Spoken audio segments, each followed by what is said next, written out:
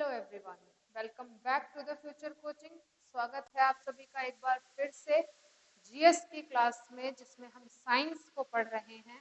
Science में भी हम कौन सा पोर्शन पढ़ रहे हैं? केमिस्ट्री पढ़ रहे हैं। जैसा कि मैंने आप सभी को बताया था कि जो हम केमिस्ट्री यानी कि जनरल साइंस जो हम पढ़ते हैं, उसमें चाहे केमिस्ट्री पढ़ें, चाहे फिजिक्स पढ़ें, चाहे बायो पढ़ें, अगर हम किसी भी एडमिनिस्ट्रेशन में जा रहे हैं, डिफेंस में जा रहे हैं, तो हमें इन वनडे एग्जाम में इन सारे सब्जेक्ट्स को पढ़ने की जरूरत क्यों पड़ती है। मैं पहले ही इस चीज को बता चुकी हूँ कि हमें एक एनवायरनमेंट के बारे में नॉलेज होना बहुत जरूरी है। बस इसी पर्पज के लिए हमें ये जर्नल साइंस इसमें पढ़ना होता है, ठीक है। और जर्नल साइंस पढ़ने का पर्पज इतना होता है कि जो भी चीज हम अपने डेली बेसिस पर यूज करते हैं, बस हमें उनका यूज पता हो कि हमें अगर हम पॉलिथीन यूज कर रहे हैं तो हम उसे उसका कितना मिनिमम यूज हम उसका करें, या वो हमारे एनवायरनमेंट के लिए फायदेमंद है या नुकसानदायक है। ये सारी चीजें हमें उसके बारे में पता होनी चाहिए, ठीक है, ताकि हम लोगों को ये चीजें बता सकें, समझा सकें। बस इसीलिए हमें जर्नल साइंस को पढ़ना होता है, अपने एनवायरनमेंट को इको फ्रेंडली बनाने के लिए, अपने एनवायरनमेंट को जानने के लिए, यहाँ पर जितनी भी हमारी डेली यूजेस की चीजें होती हैं, ताकि हम उनके बारे में पूरी तरह से जान पाए, कौन सी खतरनाक है, कौन सी लाभदायक है। इन सारी चीजों का कॉन्सेप्ट समझने के लिए हम जनरल साइंस को पढ़ते हैं एज अ जीएस सब्जेक्ट, ठीक है। चलिए, तो आज के जीएस के क्लास में हम कंटिन्यू करेंगे केमिस्ट्री को, जिसमें हम एसिड बेस हमने पिछला टॉपिक खत्म किया था। आज का जो हमारा टॉपिक होगा वो होगा पॉलीमर, ठीक है। पॉलीमर यानी कि जिसको हम हिंदी में बहुलक भी कहते हैं, ठीक। चलिए कंटिन्यू करते हैं आज का टॉपिक। टॉपिक का नाम क्या है? पॉलीमर, हिंदी में कहते हैं बहुलक, ठीक है। तो बहुलक होता क्या है? बहुलक का क्या मतलब होता है कि जब एक जैसे या एक ही प्रकृति के छोटे छोटे पदार्थों को मिलाकर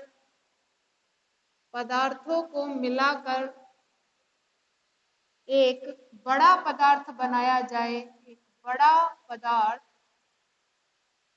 बनाया जाए, तो हम उस बड़े पदार्थ का क्या नाम देते हैं? उसे पॉलीमर कहते हैं। उसे क्या कहते हैं?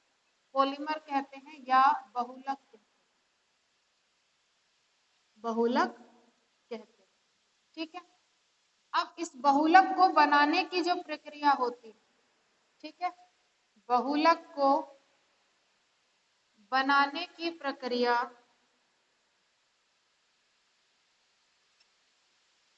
प्रक्रिया को बहुलकीकरण कहते हैं। क्या कहते हैं? बहुलकीकरण, या इसे हम कहते हैं पॉलीमराइजेशन। पॉलीमराइजेशन कहते हैं, ठीक है जी। ये क्या होता है? ये पॉलीमराइजेशन होता है। छोटे छोटे पदार्थ होते हैं, राइट। हमें लेकिन वो एक जैसे होने चाहिए। मान लो हमें प्लास्टिक बनाना है, प्लास्टिक बनाने के लिए जो भी हमें छोटे छोटे पदार्थ चाहिए, वो एक ही क्वालिटी के होने चाहिए, एक ही उसमें क्या होना चाहिए? नेचर के होने चाहिए, एक जैसे लक्षण के होने चाहिए, तभी वो पूरा प्रॉपर प्लास्टिक उसमें बन पाएगा, ठीक है। तो हमने क्या किया? उन सबको मिलाया और एक बड़ा सा हमने पॉलीमर बना दिया, ठीक है। अब जो पॉलीमर है, पॉलीमर का इस्तेमाल हम कहाँ करते हैं? पॉलीमर का इस्तेमाल ऐसी चीजें बनाने के लिए किया जाता है जो आपका इलेक्ट्रिक रेजिस्टेंस होती है, मतलब जो इलेक्ट्रिक होता है, हीट होता है, उससे हमें बचाती है, ठीक है, या हीट को कंज्यूम करके रखती है, मतलब अपने पास संजो के रखती है, ठीक है। तो उन्हीं चीजों को क्या करते हैं? पॉलीमर कहते हैं। जैसे हम पॉलिथीन यूज करते हैं, ठीक है, पॉलिथीन एक क्या है? पॉलीमर है। हमने काफी सारी एक जैसी चीजों को मिलाया और एक बड़ा प्लास्टिक हमने बना दिया, ठीक है, हमने प्लास्टिक बनाया, वो भी क्या है? एक पॉलीमर है। अब प्लास्टिक कई तरह का होता है, कुछ रबर प्लास्टिक होता है, कुछ ऐसा प्लास्टिक होता है कि जो एक बार बन गया सो बन गया, अब ना उसे हम रिसाइकल कर सकते हैं, ठीक है, बस उसी फॉर्म में हम उसको यूज कर सकते हैं बार बार, ठीक है, उसको हम वापस से रिसाइकल नहीं कर सकते, ठीक है। तो हमारे पास पॉलीमर को पढ़ने से पहले हमें एक कॉन्सेप्ट पढ़ना बहुत जरूरी होता है, that is the 3R concept, ठीक है। 3R कॉन्सेप्ट क्या कहता है? आर, आर, आर, यानी कि रीयूज, रिसाइकल और रिड्यूस। ठीक है, 3R, ट्रिपल आर कॉन्सेप्ट ये कहता है, 3R कॉन्सेप्ट ये कहता है कि जो चीजें एनवायरमेंट को हार्म करें, राइट, जो चीजें एनवायरमेंट को हार्म करें, आप उन पे 3R कॉन्सेप्ट लागू कीजिए, उनको रीयूज कीजिए, ठीक है, उनको रिसाइकल कीजिए या फिर उनको रिड्यूस कीजिए। अगर वो रिसाइकल नहीं हो सकते हैं, रीयूज नहीं हो सकते, तो उनको रिड्यूस कर दो, यानी कि उन्हें इस्तेमाल करना कम कर दो। प्लास्टिक, बहुत सारी प्लास्टिक ऐसी होती है, उन्हें पिघला के दोबारा से हम कुछ बना सकते हैं, तो वो रिसाइकल आता है। कि पहले हमारे पास एक प्लास्टिक की बाल्टी थी या टब था, हमने उसको, वो हमसे टूट गया, हमने उसे किसी भी कबाड़ी वाले को दे दिया, अब वो ले जाकर उसे फैक्ट्री में दे देगा, उसे पिघला के उससे कोई नई चीज दोबारा से बन जाती है, उसको रिसाइकल करना कहते हैं। रीयूज, रीयूज जैसे हम घर में बहुत सारा रीयूज प्लास्टिक के डब्बों का हम लोग तो बहुत ही करते हैं, है ना। बॉर्नविटा का डब्बा खत्म हो गया तो उसमें चावल भर के रख दिया, है ना। हमारे पास एक प्रोटीन वाले डब्बे जो बड़े बड़े आते हैं, मोस्टली वो प्लास्टिक के ही होते हैं। अब मम्मी ने देखा अच्छा प्रोटीन खत्म हो गया बेटे का, चलो प्रोटीन का डब्बा उठाया, उसमें हमने गेहूं भर के रख दिया, या फिर हमने उसमें मक्का भर के रख दी, या फिर हमने उसमें गेहूं भर के रख दिया, ठीक है। बेटे ने आके डब्बा खोला, उसमें प्रोटीन नहीं था, उसमें जौ भरी हुई है। तो ये क्या होता है, रीयूज होता है, कि हम उन सारे सामान का क्या कर ले, रीयूज कर ले। ये तो एक, चलो एक छोटा सा कॉन्सेप्ट हो गया।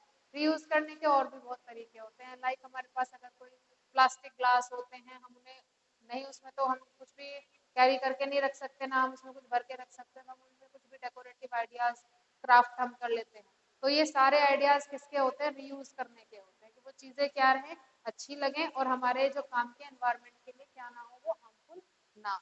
क्योंकि प्लास्टिक के बारे में हम एक चीज जानते हैं कि प्लास्टिक क्या होता है, ना कभी गलता है ना कभी सड़ता है, और अपने ऊपर से नीचे, यानी कि वो क्या करता है, अपने आर पार पानी को नहीं जाने देता, ठीक है। तो इसलिए ये एनवायरमेंट के लिए क्या होते हैं, हार्मफुल होते हैं। तो इसलिए हमें इन्हीं सारी चीजों पर, प्लास्टिक पर 3R कॉन्सेप्ट को लागू करना चाहिए, उन्हें रीयूज करना चाहिए, रिसाइकिल करना चाहिए, और अगर वो इन दोनों में से कुछ नहीं हो सकता तो फिर उनका हमें इस्तेमाल करना बहुत ज्यादा कम कर देना चाहिए, ठीक है। जैसे पॉलीथीन होती हैं, आजकल तो बैन ही हो गई है, देते हैं आजकल भी फल वाले, लेकिन उन्हें नहीं यूज करना चाहिए, क्योंकि ना वो ज्यादा रिसाइकल होती है ना ज्यादा रीयूज होती है, ठीक है।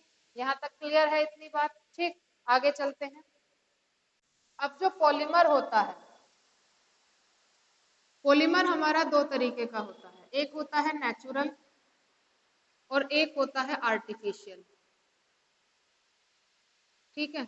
नेचुरल मतलब प्राकृतिक, ठीक, और ये अप्राकृतिक, या हम इसको कह सकते हैं मानव निर्मित, ठीक है। अपनी सुविधा के लिए बना लिया। प्राकृतिक कौन से हो गए, प्राकृतिक हो गए जैसे स्टार्च, ग्लाइकोजन, ठीक है, और सेल्यूलोज, ठीक है। स्टार्च, ग्लाइकोजन और सेल्यूलोज, ठीक है, ये हमारे प्राकृतिक पॉलीमर होते हैं। अब अप्राकृतिक में आ जाते हैं हमारे कौन कौन से, थर्मोसेटिंग प्लास्टिक, थर्मोसेटिंग प्लास्टिक, ठीक है, और दूसरा आ जाता है थर्मोप्लास्टिक, दूसरा क्या आ जाता है, थर्मोप्लास्टिक, ठीक है। अब इसमें से एक प्लास्टिक ऐसी है जो रीयूज हो सकती है, रिसाइकल हो सकती है, लेकिन एक प्लास्टिक ऐसी है जो रिसाइकल नहीं हो सकती है, ठीक है। यानी कि एक बार वो जैसा बन गया सो बन गया। फॉर एग्जाम्पल आपने देखा होगा कि जैसे हम आजकल बैकेलाइट डोर बहुत यूज करते हैं, लकड़ी की जगह पर हम बैकेलाइट यूज करते हैं। तो बैकेलाइट क्या होता है कि वो ना तो लकड़ी है पूरी तरह से और ना पूरी तरह से प्लास्टिक है, ठीक है। तो वो क्या होता है, वो थर्मोसेटिंग प्लास्टिक होता है, कि जो ज्यादातर किसमें यूज करें, हम फर्नीचर में यूज करने लगे हैं। क्योंकि लकड़ी में एक प्रॉब्लम आ जाती है कि वो क्या करने लगती है, जब भी बारिश का मौसम होता है या नमी उसमें आ जाती है, तो उसमें जो भी हमारी सनमाइका होती है या प्लाई होती है, लकड़ी होती है, वो फूल जाती है। बैकेलाइट में ऐसी प्रॉब्लम नहीं होती है, तो आजकल हम बैकेलाइट का इस्तेमाल लकड़ी की जगह पर ज्यादा कर रहे हैं, ठीक है। क्लियर है बात, समझ आती है इतनी चीज। तो अब हम इन्हीं सारी चीजों को पढ़ेंगे कि इनका यूज हमारे जीवन में कहाँ कहाँ पर किस तरह से हम इन्हें यूज कर रहे हैं। ठीक, तो सबसे पहले हम पढ़ेंगे थर्मोसेटिंग प्लास्टिक। तो हमारी सबसे पहली हेडिंग आ जाती है थर्मोसेटिंग प्लास्टिक। थर्मोसेटिंग प्लास्टिक, ठीक है, यहां तक नोट कर लेंगे। पॉलीमर दो तरह का, नेचुरल और आर्टिफिशियल। ठीक है, नेचुरल में स्टार्च, ग्लाइकोजन, सेल्यूलोज आते हैं। स्टार्च, ग्लाइकोजन, सेल्यूलोज ये हमारी बॉडी में भी होते हैं, शुगर की एक फॉर्म होती है, हाई फॉर्म होती है। ठीक है, तो स्टार्च आपका पेड़ पौधों में मिलता है। ठीक है, ग्लाइकोजन और सेल्यूलोज भी ये क्या होती है, हाईएस्ट फॉर्म होती है किसकी, शुगर की। ठीक, अब ये हमारे द्वारा निर्मित कर ली गई है हमें अपने काम को आसान बनाने के लिए। ठीक है, हमें कोई भी, हम चूल्हे पर काम कर रहे होते हैं, गैस पर, स्टोव पर काम कर रहे होते हैं, तो वहां पर जो हम मेटल के बर्तन है उसके तो नहीं यूज कर सकते ना, प्लास्टिक के, तो हम वहाँ पे मेटल के बर्तन यूज करते हैं। तो उन्हें पकड़ने के लिए हमें किसी एक रिसोर्स की जरूरत होती है, तो वो रिसोर्स ना लगाना पड़े इसीलिए क्या कर देते हैं, हम उन बर्तनों में हैंडल लगा देते हैं। प्लास्टिक का हैंडल हमने लगा दिया, राइट, दोनों तरफ हैंडल लगा दिए। कढ़ाई है उसमें हैंडल लगा दिया, राइट, तो वो चीजें क्या होती है हमारी, वो प्लास्टिक रियूजेबल हो जाता है कि भाई हाँ हमने यूज कर लिया। क्योंकि हमें पता है प्लास्टिक की एक टेंडेंसी होती है क्या, कि ना तो वो हीट को और ना इलेक्ट्रिसिटी को अपने अंदर से पास ऑन नहीं होने देता, पास ऑन नहीं होने देता है। कौन, प्लास्टिक। तो हमने क्या किया, हीट रेजिस्टेंस बनाया, इलेक्ट्रिसिटी रेजिस्टेंस बनाया, सब जगह पे हमने क्या चढ़ा दी, प्लास्टिक, रबर, ये सारी चीजें चढ़ा दी। ठीक है, लेकिन अब भाई इलेक्ट्रिसिटी में अपनी एक एनर्जी है, हीट में अपनी एक एनर्जी है, तो हमें वहां पे कुछ ऐसा चाहिए जो उस हीट से पिघले ना। वरना आप प्लास्टिक को थोड़ी सी हीट दे दीजिए, वो तो पिघल के आपके हाथ में आ जाएगा, है ना। तो आप जैसे भी, हम घर में जो बर्तन होते हैं, जैसे कढ़ाई होती है ना, या जो हमारे पास चाय बनाने वाला चायदान होता है, हमने उसमें देखा होगा कि जो हैंडल होता है, वो आपका जो हैंडल तो गर्म होता रहे कोई बात नहीं, उसमें थोड़ा बहुत मेटल का होता है, लेकिन वो प्लास्टिक जो उसमें फिट है वो नहीं पिघलती है ना, वो नहीं पिघलती है। क्यों, क्योंकि वो अलग तरह की प्लास्टिक होती है। वही सारी चीजें हमें इसमें पढ़नी। ठीक है, तो उस हैंडल में कौन सी प्लास्टिक यूज की जाती है, जो हीट के साथ हमारी नहीं पिघलती है। तो हमारा सबसे पहला टॉपिक आ जाता है थर्मोसेटिंग प्लास्टिक।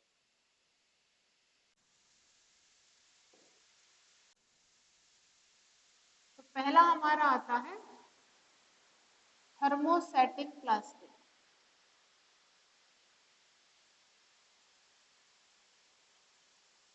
ठीक है, थर्मोसेटिंग प्लास्टिक क्या होती है कि इसको जैसा एक बार गर्म करने पर जैसा आकार दे दिया,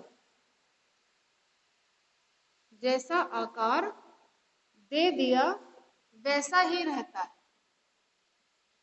वैसा ही रहता है। ठीक है, इसीलिए इसका रिसाइकल संभव नहीं, रिसाइकल इसका संभव नहीं है। किसका, थर्मोसेटिंग प्लास्टिक को रिसाइकल नहीं कर सकते। तो थर्मोसेटिंग प्लास्टिक हमारी यूज कहाँ कहाँ पे होती है, जो भी हमारे बर्तनों के हत्थे होते हैं, बर्तनों के हत्थे जो होते हैं उन्हें बनाने में, हत्थे बनाने में, इलेक्ट्रॉनिक उपकरण में जो बनाए कोटिंग की जाती है, इलेक्ट्रॉनिक उपकरणों में, ठीक है, इनका इस्तेमाल किया जाता है। किसका, थर्मोसेटिंग प्लास्टिक का। ठीक है, इतनी चीज क्लियर है। ठीक, अब थर्मोसेटिंग प्लास्टिक में ही कौन सी आती है, बेकेलाइट आ जाती है, बेकेलाइट, मेलामाइन आ जाती है।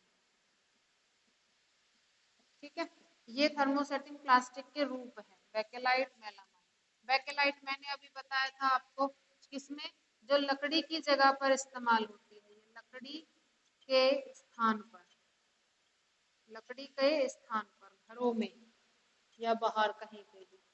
ठीक है, अब जलाने में मत कर लेना कि भाई लकड़ी के स्थान पर है तो लकड़ी के जगह पर इसको जला दो, नहीं, लकड़ी के जगह पर लकड़ी की अलमारी बनानी है, डोर बनाने हैं, तो वो सारे डोर वगैरह लकड़ी के ना बना के आप किसके बना दो, बेकेलाइट के बना दो, तो वो बारिश से भी बच जाते हैं, वो फूलते नहीं है, फिर उनके स्ट्रक्चर नहीं बिगड़ती है।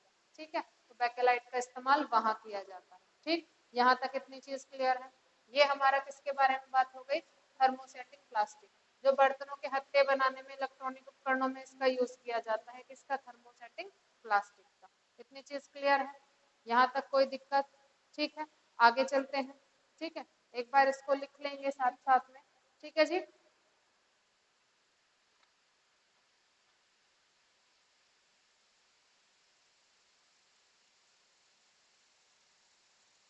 ठीक है।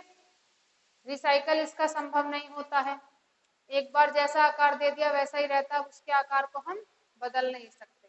ठीक है, उसके आकार को हम बदल नहीं सकते हैं। अब तो वो सीधा क्या होगा, बस एक बार खत्म ही होगा। ठीक है, तो अब ये सीधी सी बात है, इसमें एक नोट पॉइंट हम डालेंगे, इसी पॉइंट का एक नोट पॉइंट हम डालेंगे कि वातावरण के लिए उपयुक्त नहीं होता, उपयुक्त नहीं होता, मतलब वातावरण के हिसाब से ये इको फ्रेंडली नहीं है, इको फ्रेंडली नहीं है, यानी कि वातावरण को नुकसान पहुंचाएगा, वातावरण के लिए नुकसानदायक है।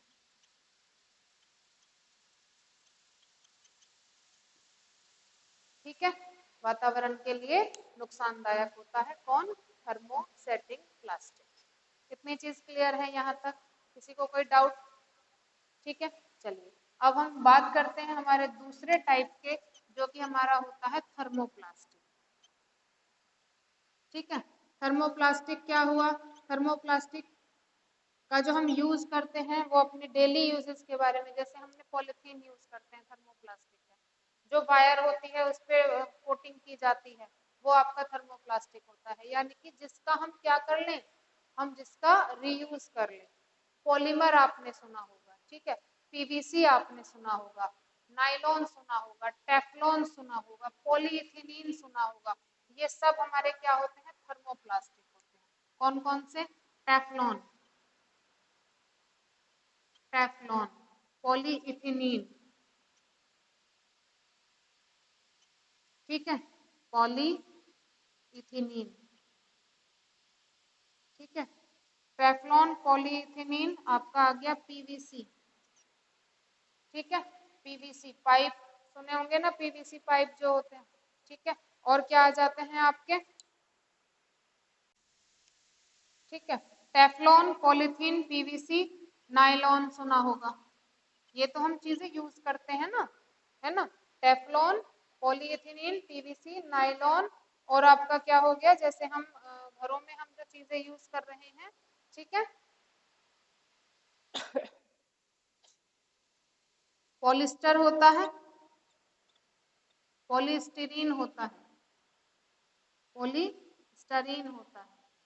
ठीक है जी, ये सब क्या हो गए हमारे, ये सब थर्मोप्लास्टिक होते हैं, यानी कि थर्मोप्लास्टिक का रिसाइकल क्या हो जाता है, संभव होता है, रिसाइकल होता है, इसे रिसाइकल कर सकते हैं। ठीक है, दूसरी चीज क्या आ जाती है हमारी, कि ये सेम बात वातावरण के लिए उपयुक्त नहीं होता। ठीक है, हमारा थर्मोप्लास्टिक भी वातावरण के लिए उपयुक्त नहीं है, लेकिन हाँ इसको हम रिसाइकल कर सकते हैं, इसको रिसाइकल भी करें और ज्यादा से ज्यादा हम इनका कम ही इस्तेमाल करें तो ज्यादा बेहतर है। ठीक है, इतनी चीज क्लियर है। अब एक एक करके हम इन्हीं चीजों को क्या करेंगे, पढ़ेंगे। ठीक है, चलिए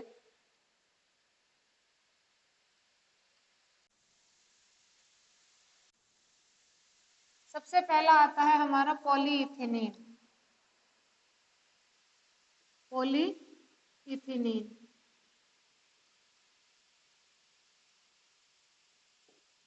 ठीक है, और पॉलीइथिलीन को समझने से पहले आपको एक चीज समझनी है कि पॉलीइथिलीन होता क्या है। ठीक है, हमें, हम जब भी इनका फॉर्मूला लिखते हैं हम डबल बॉन्ड लगाते हैं।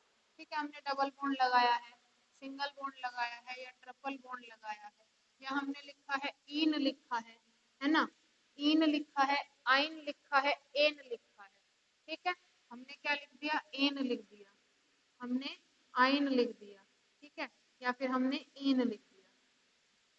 ठीक है, या हमने सिंगल बॉन्ड लगाया, डबल बॉन्ड लगाया, ट्रिपल बॉन्ड लगाया।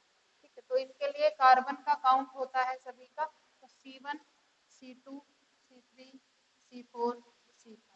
ठीक है, तो ये होता है मैथ, एथ, ठीक है, प्रोप,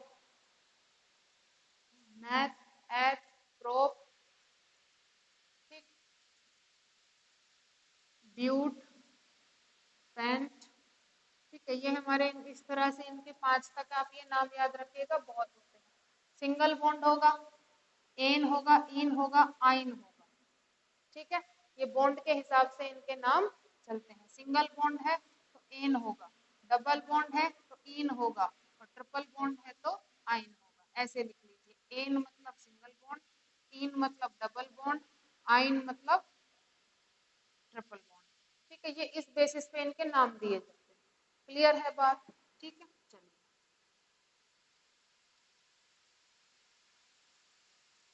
तो पॉलीइथिलीन का जो फॉर्मूला होता है,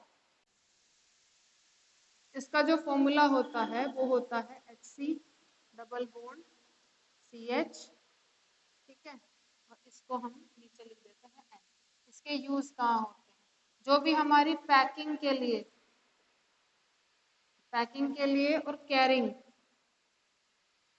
के लिए जो पॉलीथीन बनाई जाती है, पॉलीथीन जो हमारी बनाई जाती है, वो सब इसी से बनाई जाती है, पॉलीइथिलीन से बनाई जाती है। इसका यही यूज होता है। आपने इसका फॉर्मूला याद रखना है और इसका यूज कहाँ पे है ये याद रखना है। क्लियर है इतनी बात? यहाँ तक किसी को कोई डाउट?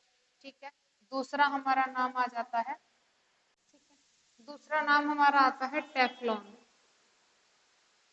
ठीक है, टेफ्लॉन जो यूज किया जाता है जो नॉन स्टिकी बर्तन होते हैं, नॉन स्टिकी जो हमारे बर्तन होते हैं उनमें इसका इस्तेमाल किया जाता है। ये क्या करता है, ऐसे बर्तनों में ऊष्मा जो होती है उसको संचय कर लेता है, ऊष्मा संचय कर लेता है। इसीलिए इसी कारण नॉन स्टिकी जो बर्तन होते हैं उन पर किसी भी तरह का हम ब्रेड सेकें या हम उस पर चीला बना लें, हमें उस पर स्टिकी करने की उसको जरूरत नहीं पड़ती है। उस पर कोई भी चीज चिपकती नहीं है, ऊपर ही ऊपर फ्लोट करती रहती है। इसकी वजह से, टेफ्लॉन की वजह से ही वो नॉन स्टिकी बर्तन बनाने में यूज किया जाता है। कौन? टेफ्लॉन, याद रखिएगा। ठीक है, थर्ड हमारा आ जाता है नायलॉन। ठीक है, थर्ड हमारा क्या आता है? नायलॉन। ठीक है, नायलॉन। नायलॉन का हम कहाँ यूज करते हैं? जो भी हमारी खींचने वाली चीजें होती हैं, जैसे हमने रस्सी बनानी है, ठीक है, रस्सी बनाते हैं। जो भी माउंटेनियर्स होते हैं, माउंटेनियर्स कौन होते हैं? जो पहाड़ों पर चढ़ते हैं, पर्वतारोही जिनको कहते हैं। तो पर्वतारोहियों के लिए जो भी सामान की आवश्यकता होती है वो सारा सामान नायलॉन से बनाया जाता है, सामान बनाने में। ठीक है, पैराशूट बनाने में, पैराशूट बनाने में, ठीक है, रस्सियां बनाने में, पैराशूट बनाने में, पर्वतारोहियों का जो सामान होता है उसको बनाने में, रेनकोट बनाने में, रेनकोट बनाने में नायलॉन का यूज होता है। जो हमारी सॉक्स बनती हैं, जो हम सॉक्सेस पहनते हैं, जो राब जिसको हम कहते हैं, वो भी किसकी बनी हुई होती है? नायलॉन की बनी हुई होती है। ठीक है, इतनी चीज क्लियर है? तो ये हमारे ज्यादा ये नहीं कह सकते कि ये हार्मफुल ज्यादा नहीं होते हैं, किसके लिए? हमारे एनवायरमेंट के लिए। ठीक है, ज्यादा हार्मफुल ये नहीं होते हैं, लेकिन हार्मफुल हैं। ऑब्वियस सी बात है, मैनमेड चीज है, हमने उसमें पानी के जो उसकी लीकेज होती है उसको रोकने के लिए हम उसमें यूज करते हैं, तो वो हार्मफुल ऑब्वियसली किसके लिए? हमारे लिए होते ही होते हैं। कितनी चीज क्लियर है? टेफ्लॉन समझ आ गया, नायलॉन समझ आ गया, पॉलीइथिलीन समझ आ गया। ठीक है, आगे चलते हैं। ठीक है, और जो ये नायलॉन होता है इसमें एक चीज हम नोट करेंगे कि ये मानव द्वारा बनाया गया पहला पॉलीमर है, मानव द्वारा बनाया गया पहला पॉलीमर है। ठीक है जी, इतनी चीज क्लियर है? आगे चलते हैं। फिर हमारा थर्ड आता है पॉलिस्टर। थर्ड हमारा कौन सा आता है? पॉलिस्टर आता है। अब ये जो पॉलिस्टर है इसका हम यूज कहाँ करते हैं? ठीक है, इसका यूज किया जाता है कपड़ा बनाने में। जो हम कपड़ा पहनते हैं ना, कोई कपड़ा बहुत ज्यादा कैसा रहता है? स्ट्रेचेबल रहता है, खींचने वाला होता है, सबको फिट आ जाता है, चाहे कोई मोटा हो चाहे कोई पतला हो। ठीक है, तो पॉलिस्टर के बने होते हैं, कपड़ा बनाने में हम इसका इस्तेमाल करते हैं। काफी ज्यादा गर्मी लगती है उस कपड़े को पहन के। कुछ हमारे थोड़े से स्किन फ्रेंडली होते हैं और कुछ ऐसे हो जाते हैं बिल्कुल चिपक जाते हैं, है ना, हाथों में ऐसे लेंगे तो उनमें कचर कचर ऐसी आवाज आती है, ठीक है, तो वो हमारे क्या होते हैं, पॉलिस्टर से बने हुए होते हैं। तो इसका इस्तेमाल हम किसमें करते हैं, कपड़ा बनाने में इस्तेमाल करते हैं, ठीक है। कपड़ा हमारा कॉटन का होता है, सिल्क का होता है, वुलन का होता है। बाकी जितने भी फैब्रिक हैं, बस सिल्क, कॉटन और वुलन प्राकृतिक हैं। बाकी जितने भी हैं, टेरिकोट हो गया, कॉटन सिल्क हो गया, कॉटन ब्लेंड हो गया, पॉलिस्टर हो गया, नायलॉन हो गया, वो सब हमारे कैसे हैं, सब मैनमेड हैं, ठीक है। सब कैसे हैं, मैनमेड हैं। हमने अपनी जरूरत के हिसाब से दो नेचुरल चीजों को मिक्स करके कुछ केमिकल्स डाल के उनको क्या कर दिया, बना दिया, ठीक है। इतनी चीज क्लियर है यहाँ तक। फिर आता है हमारा पीवीसी, ठीक है। पीवीसी का पूरा नाम क्या है, पॉली, ठीक है, पीवीसी का पूरा नाम क्या है, पॉली विनाइल क्लोराइड, ठीक है। पीवीसी के पाइप भी आपने देखे होंगे, स्ट्रॉन्ग होते हैं काफी, राइट। तो पीवीसी का जो हमारा इस्तेमाल होता है वो कहाँ के लिए होता है, पीवीसी का इस्तेमाल, पीवीसी का इस्तेमाल करते हैं हम जो पाइप होते हैं, पाइप बनाने के लिए, ठीक है, लंबे बड़े पाइप बनाने के लिए, ठोस, लचीले वाले नहीं, ठोस वाले पाइप बनाने के लिए हम इस्तेमाल करते हैं। दूसरा हम इसमें इस्तेमाल करते हैं जो भी हमारी इलेक्ट्रॉनिक डिवाइस होती है, इलेक्ट्रॉनिक डिवाइस होती है, उनकी कवरिंग जो हम करते हैं, उनकी कवरिंग के लिए जो प्लास्टिक यूज होती है वो हमारी कौन सी होती है, पीवीसी होती है, ठीक है। ये बात हुई जी हमारी किसकी, पूरी बहुलक, ठीक है। देखो हमें साइंस में ज्यादा कुछ नहीं पढ़ना होता, केवल हमें यूजेस पढ़ने होते हैं। आप ये कहो कि काफी कम कम कम कम आप पढ़ा रहे हो, तो बेटा हमें केवल यूजेस ही पढ़ने होते हैं, तो आपको केवल यूजेस ही पढ़ने हैं, ठीक है। डीप साइंस अगर पढ़ना होता है तो वो पर्टिकुलर सब्जेक्ट पर्पज के हिसाब से होता है। जीएस में आप केवल इतना ही पढ़ते हैं, ठीक है।